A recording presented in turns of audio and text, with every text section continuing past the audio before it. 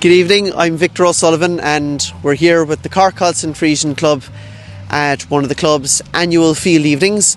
We're at the Eedy herd of Robert and Sylvia Helen and their son Jason Helen and daughter-in-law Laura.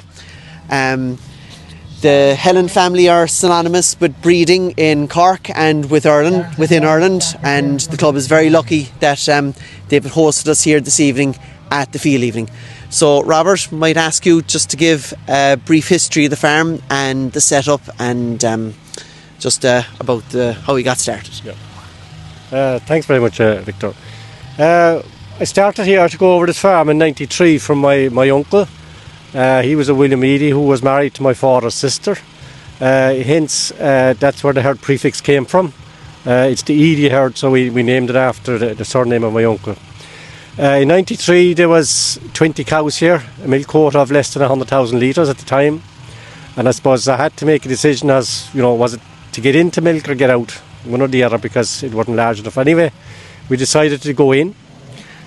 So what we did was, at that time we were milk quotas, so we actually had to lease quite a lot of quota at the time, and we would have taken leased extra land in the area with milk quota, and increased the milk quota in that way in the herd.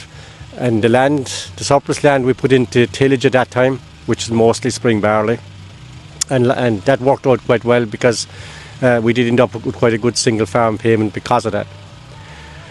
Then the quotas was released from the land later on. I can't remember exactly what year, but we actually bought up that quota then, and in 2015 when quotas were abolished we were up to 70,000 gallons at the time, which is somewhere around just over 300,000 litres.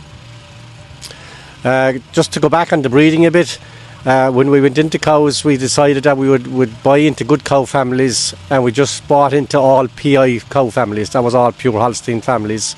The idea being is we didn't have a big number of cows, we wanted to get as much as possible from each cow, because our infrastructure, we'd have to put up a lot of buildings and that, so we try to keep that to a minimum.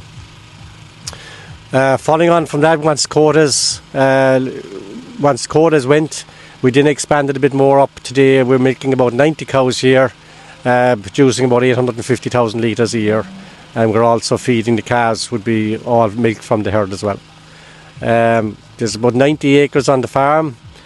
Some of it is quite low-lying and floods quite a lot in the spring.